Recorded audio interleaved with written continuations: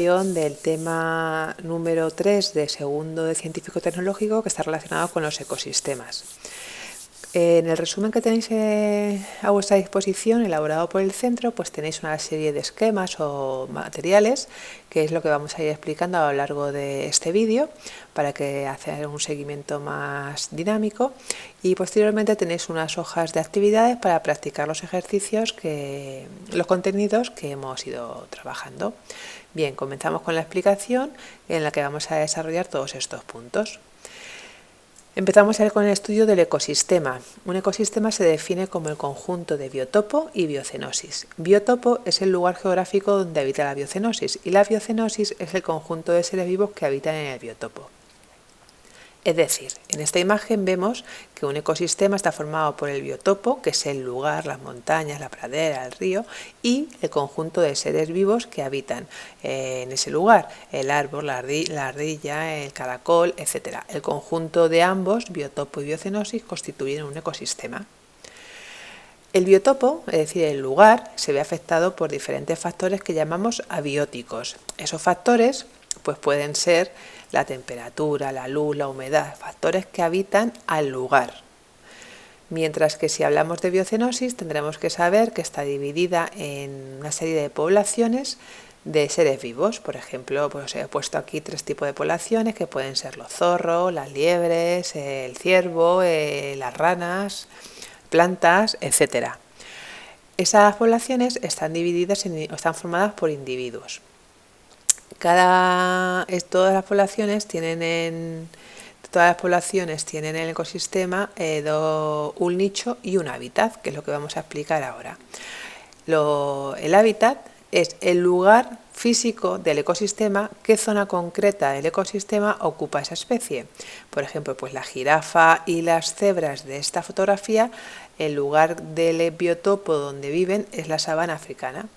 Y además desempeñan un papel, que es lo que llamamos nicho ecológico. El papel de las jirafas, pues alimentarse de las ramas altas. El papel de las cebras, alimentarse de las plantas al ras del suelo. Nicho y hábitat. Hábitat es el lugar y nicho es el papel que desempeñan las especies dentro de un ecosistema. Bien, pues igual que el biotopo se veía afectado por diferentes factores, la biocenosis también se ve afectado por factores que vamos a llamar bióticos. Abióticos cuando nos referimos a biotopo, bióticos cuando nos referimos a la biocenosis. Vale, pues los factores bióticos son de 2 tipos. Vamos a empezar con las relaciones intraespecíficas. Las relaciones intraespecíficas son relaciones que se dan entre la misma especie. Los zorros con los zorros, las liebres con las liebres, los pingüinos con los pingüinos. Entonces, se establecen 2 tipos de relaciones, de cooperación o de competencia. Empezamos con la cooperación.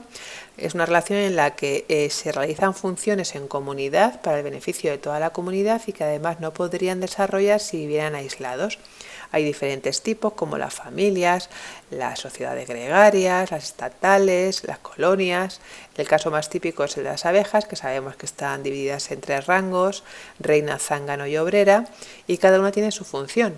La reina procrea y pone huevos, el zángano fecunda a la reina, las obreras no son fértiles y se encargan de la alimentación, la limpieza, de cuidar a las crías.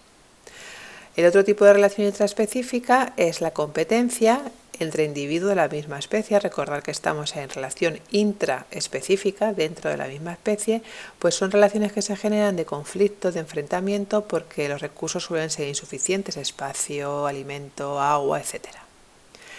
Las relaciones interespecíficas van a ser entre individuos de diferentes especies, pues la relación que se establece entre los zorros y las liebres, por ejemplo.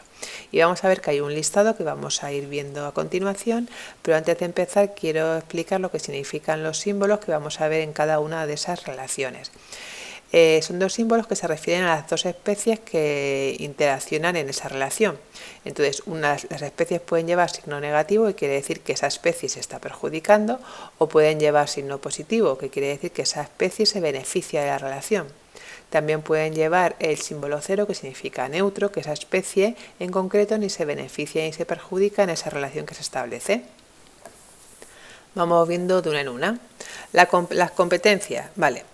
Es una lucha por los mismos recursos, por lo tanto, ambas especies se van a perjudicar porque tienen que luchar entre ellas para conseguir ese recurso, sea alimento, sea la hembra o sea el espacio. La depredación es una relación en la que una especie se alimenta de la otra, el depredador y la presa. Por lo tanto, uno se beneficia, que es el depredador, y otro se perjudica, la presa. Comensalismo, relación en la que un ser se aprovecha de la comida sobrante de otro. Un ser se beneficia, el que se alimenta, y otro no se beneficia ni se perjudica. Es una relación neutra. Por ejemplo, el pez rémora se alimenta de los restos de la comida del tiburón, por lo tanto al tiburón no lo perjudica, pero el pez rémora sí que se beneficia. La simbiosis es una relación interespecífica de dos especies que se benefician mutuamente. Es una relación positiva-positiva. ¿Vale? Ambas se benefician. El ejemplo más típico son los líquenes, que son estas formaciones que veis aquí, o estas, que es una asociación en la que vive una especie de hongo con una especie de alga. Se benefician mutuamente porque el hongo proporciona hidratación, humedad para que el alga pueda vivir, y el alga le proporciona alimento al hongo. Es una relación que los líquenes es una relación obligatoria porque si no estuvieran unidos en esa relación morirían y no podrían sobrevivir. El parasitismo es una relación en la que una especie, que es el parásito, se alimenta, se beneficia de otro, el huésped, que suele salir perjudicado. Por lo tanto, es una relación en la que una se beneficia, el parásito, y otro se perjudica, el huésped. El ejemplo más conocido, los piojos en los niños o los parásitos que podamos tener en el estómago o en nuestro cuerpo. El inquilinismo es una relación en la que una especie se beneficia porque aprovecha el espacio que le proporciona a otra, pero no le perjudica. Por lo tanto, es una relación positiva. El cangrejo ermitaño se beneficia de esa estructura que proporciona cobijo, pero no lo perjudica. Es el inquilinismo. El mutualismo es una relación en la que ambas especies se benefician, pero pueden vivir aisladas. Por lo tanto, ambas se benefician positivo-positivo. Un ejemplo muy fácil de entender es el de la garcilla bueyera, que es este ave que se alimenta de los parásitos del buey, que es el animal de mayor tamaño, de mamífero de mayor tamaño. Por lo tanto, la garcilla se alimenta de los parásitos y además limpia al buey. Beneficio mutuo. En este caso no es obligatoria. Las garcillas no tienen que vivir siempre unidos a los bueyes. Bien, pues este es el listado de relaciones interespecíficas que hemos estado explicando, y ahora vamos a pasar a otra parte del tema, que son las relaciones tróficas. Vamos a ver los niveles tróficos. Los niveles tróficos se dividen en diferentes subniveles que vamos a ir explicando a continuación. ¿Qué es un nivel trófico? Un nivel trófico es el conjunto de organismos que obtienen alimento de la misma forma. Es decir, productores, ¿cómo obtienen alimentos? Pues son los vegetales, que van a obtener sus alimentos realizando la fotosíntesis. Son los productores. Además, ese alimento que fabrican, una planta, una lechuga, va a servir de alimento al resto de los niveles tróficos. El siguiente nivel trófico se llama consumidores. Hay de diferentes grados y son los que se van a alimentar de los anteriores. Por ejemplo, los consumidores primarios son los herbívoros, que se van a alimentar de las plantas, de los productores, caracoles, insectos, etcétera, ovejas. Los consumidores secundarios se van a alimentar tanto de los primarios como de los herbívoros, arañas, sapas, leones. Y luego hay otro grupo de consumidores que son los carroñeros o necrófagos, que se alimentan de los consumidores secundarios, también de los primarios y por ejemplo, las aves de presa o los tiburones. Descomponedores, tercer nivel, son hongos y bacterias que se alimentan de los restos de los seres vivos que hemos visto anteriormente, ya sean sus excrementos, hojas caídas, mudas, cadáveres, etc. Tienen un papel muy importante porque consiguen transformar esos cadáveres, esos restos, en materia inorgánica que enriquecerán el suelo para que los productores puedan volver a hacer la fotosíntesis. Todo eso lo tenemos en este esquema, en el que vemos que los productores, la planta hace la fotosíntesis, de esa planta se alimentan los herbívoros, que son los primarios, o los consumidores secundarios, esta mantis religiosa o esta mariquita, y luego los transformadores o los descomponedores, que son los hongos y bacterias, que se van a encargar de descomponer todos los restos que se han ido acumulando por la muerte de los anteriores, o los excrementos que producen, o los residuos que generan. Aquí tenéis los niveles tróficos, en la base están las plantas, los productores, y ya vienen después los consumidores, etc. Bien, esos son los niveles tróficos, aquí están representados a modo de pirámide. Las cadenas tróficas y las redes tróficas. Bien, una cadena trófica es este símbolo, este esquema que tenéis aquí. Un ser vivo es consumido por otro, ese ser vivo es consumido por otro y así sucesivamente. Mientras que las redes tróficas son todas las cadenas tróficas que se pueden interconectar dentro de un ecosistema. Bien, vamos a verlo en esta diapositiva. Una cadena trófica es la representación que muestra quién se come a quién. Y una red trófica es todas las posibles cadenas interconectadas, es decir, este ser no tiene que cumplir siempre esta línea de alimentación, puede seguir otras vías diferentes. Todas esas vías interconectadas es lo que llamamos redes tróficas, una cadena trófica y una red trófica. Ciclo de la materia y la energía. Bien, este ciclo lo que hace es permitir la circulación tanto de la energía como de la materia entre los seres vivos y el medio ambiente. Hablamos de materia como el oxígeno, el CO2 o la materia inorgánica, cómo se transforma en orgánica, a lo largo de una serie de flujos que vamos a ver a continuación. Tenemos dos tipos de ciclos, el de la materia, en el que vamos a ver cómo la materia inorgánica se transforma en orgánica para volver a ser otra vez inorgánica, es un ciclo cerrado, ahora lo explicamos, y el ciclo de la energía es un ciclo también en el que la energía proviene del Sol en forma de energía luminosa y va a ir pasando a través de todos los seres, productores, consumidores, etcétera, aunque parte de esa energía podemos eliminarla al medio en forma de calor, por lo tanto es un ciclo abierto. Vamos a verlo con este esquema que lo entenderemos mejor. Bien, los productores, las plantas, se alimentan de, sobre todo, para hacer la fotosíntesis, necesitan la energía del sol, la luz, y también materia inorgánica que se encuentra en el suelo o en el aire, el CO2, la materia inorgánica del suelo, etc. Con esas dos premisas, la luz y la materia inorgánica van a realizar su alimento, pero además ellos van a servir de alimento a otro nivel, a los herbívoros, y los herbívoros servirán de alimento a los carnívoros, y los carnívoros, herbívoros y productores serán luego descompuestos por los descomponedores, transformando toda esta materia orgánica que han ido acumulando en sus cuerpos estos seres en materia inorgánica de nuevo, para que las plantas puedan volver a hacer la fotosíntesis. Entonces, como veis, es un ciclo en el que la materia va pasando de unos seres a otros para volver al medio.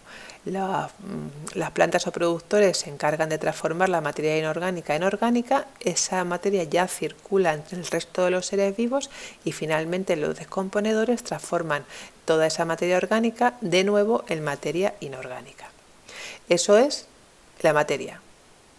Ahora, la energía se transfiere igual. La energía que tiene una planta es transferida al siguiente nivel y luego esa energía es utilizada también para volver a descomponerla y volver a la materia inorgánica. Es cierto que la energía no es un ciclo cerrado como el anterior, porque sí que se producen pérdidas al medio en forma de calor, por ejemplo. Entonces, no toda la energía de los productores pasa a los herbívoros porque se pierde parte de esa energía. En nuestra vida diaria perdemos energía que hemos recibido de los alimentos, pero no se la transferimos al siguiente nivel, sino que se pierde, por ejemplo, en forma de calor. Otro ejemplo de transferencia de materia, para que lo entendáis, por ejemplo, el oxígeno. Los productores, al hacer la fotosíntesis, liberan oxígeno y ese oxígeno es utilizado por el resto de los seres vivos para su respiración. Y en esa respiración esos seres vivos eliminan CO2. Ese CO2 vuelve al medio porque va a ser alimento para las plantas. ¿Veis cómo el ciclo de la materia es el flujo tanto de materia como de energía entre todos los niveles tróficos? Importante, el ciclo de la materia es cerrado y el de la energía es abierto. Bien, y terminamos esta parte del esquema estudiando el cambio climático, que es los cambios muy significativos y duraderos en los climas a lo largo de muchos años.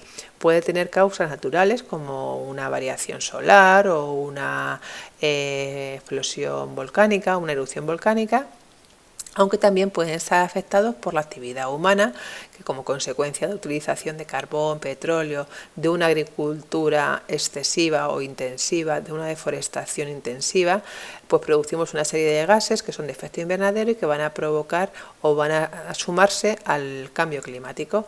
Aquí tenéis una serie de consecuencias como el aumento de temperaturas o la subida del nivel del mar, los huracanes, sequías, tormentas, que son elementos meteorológicos extremos que suelen aparecer en zonas donde no se daban anteriormente, etcétera.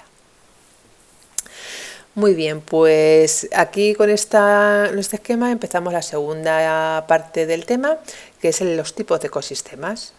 Vamos a diferenciar dos tipos de ecosistemas, que son los acuáticos y los terrestres. Dentro de los acuáticos, aquí tenéis las características típicas de los acuáticos, pues vamos a diferenciar las aguas dulces, que las llamamos epicontinentales, y luego veremos las saladas, que son las marinas. Bueno, entonces dentro de las aguas dulces tienen baja concentración de sal, no es que no tengan sal, es que tienen poca cantidad de sal, pues tenemos por ejemplo las quietas, es decir, lagos, pantanos, estanques, que se clasifican, se dividen en zonas según pues su distancia y su profundidad a la orilla. La zona litoral sería la más próxima, la zona pelágica la más interna y la zona profunda que está alejado de la orilla y de la superficie. También tendremos que hablar de las corrientes, que son los ríos, los arroyos, que también se clasifica por la distancia a la orilla y por el tipo de vegetación que existe en esa orilla, en la zona de nenúfares, de cañas, de juncos. Y luego empezamos con los biomas marinos, que tienen alta concentración en sales y podemos clasificarlos pues también por la distancia al fondo marino.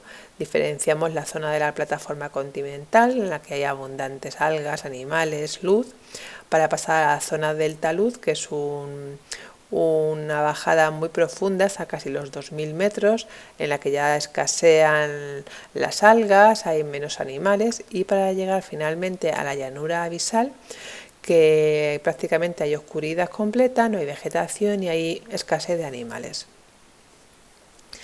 Para ver los ecosistemas terrestres vamos a estudiar los biomas, que es el conjunto de ecosistemas que tienen o se caracterizan por compartir fauna, flora, precipitaciones, etc. Entonces vamos a estudiar los biomas que existen en nuestro planeta, que podéis ver en esta imagen, que están diferenciados por estos colores que veis aquí. Cada color se refiere a un bioma y, como veis, están prácticamente alineados con las latitudes de nuestro planeta. Dentro de cada bioma vamos a ver qué tipo de precipitaciones tiene, la temperatura, la vegetación y dónde se encuentran.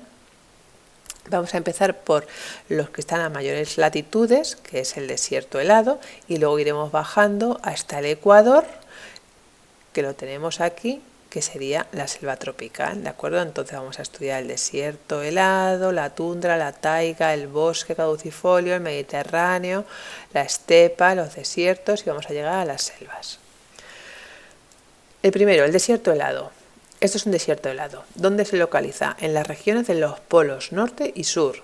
Como son las lluvias muy escasas y en forma de nieve, las temperaturas inferiores a cero todo el año, es decir, muy bajas, y la vegetación con estas condiciones es prácticamente inexistente. La tundra. La tundra es en la zona que rodea al polo, latitud un poco inferior. Las lluvias siguen siendo muy escasas y en forma de nieve, tiene temperaturas de bajo cero casi todo el año y la vegetación ya empieza a aparecer, son líquenes, musgos, herbáceas, pero poco más, y se da, como hemos dicho, en las zonas que rodean al polo norte. Siguiente bioma, la taiga, zona más zona inferior a la anterior, más baja que la anterior en cuanto a latitudes. Tenemos a Canadá, Siberia, Escandinavia. Las lluvias son escasas, las temperaturas son bajas, pero bueno, hay 4 meses en las que ya se sobrepasan los 0 grados.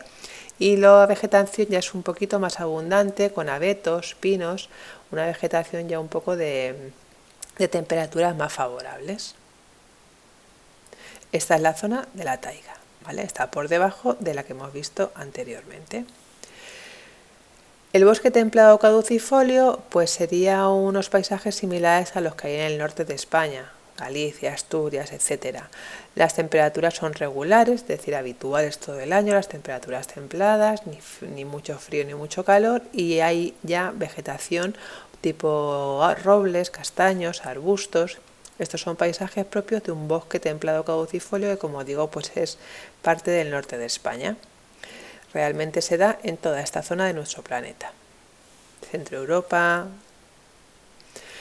Bosque mediterráneo. Zonas sobre todo que rodean el Mediterráneo. Lluvias ya son más irregulares, sobre todo en invierno. Los veranos son cálidos, secos y los inviernos suaves y lluviosos, aunque cada vez son más extremos. Y la vegetación es la propia de nuestra zona, encinas, robles, alcornoques, olivos. Estos son paisajes de bosque mediterráneo. Y como veis, se da en la zona que rodea el Mediterráneo y algunas zonas más. La sabana pradera se da alrededor de las selvas, sobre todo en África, con lluvias escasas, mucho tiempo de estación seca, temperaturas altas, hay poca vegetación, sobre todo herbáceas, pero muy pocos árboles y arbustos. Y estas son imágenes típicas de la pradera y la sabana. La estepa se da alrededor de algunos desiertos, con lluvias irregulares y escasas, veranos cálidos, lluviosos y fríos y secos inviernos, y vegetación también un poco pobre porque son pocos árboles los que hay, pocos arbustos, sobre todo dominan las herbáceas y, como hemos dicho, están alrededor de los desiertos. El desierto son fundamentalmente abundantes en África y en Asia, con lluvias muy escasas, la humedad también muy escasa, mucha diferencia de temperatura entre el día y la noche, y la vegetación es muy escasa y se va a caracterizar porque tiene raíces muy profundas y la parte visible es bastante reducida para no perder agua. Ahí tenemos los grandes desiertos de nuestro planeta y las zonas en las que están. Y acabamos con la selva tropical, que ya es zona ecuatorial, con lluvias muy abundantes, hay mucha humedad, las temperaturas son elevadas y constantes todo el año y la vegetación es muy exuberante. Las selvas tropicales, que están localizadas en esas partes del planeta. Muy bien, pues estos son los biomas que hemos estudiado y hasta aquí la explicación del tema. Espero que os haya servido para facilitaros el estudio y muchas gracias por vuestra atención.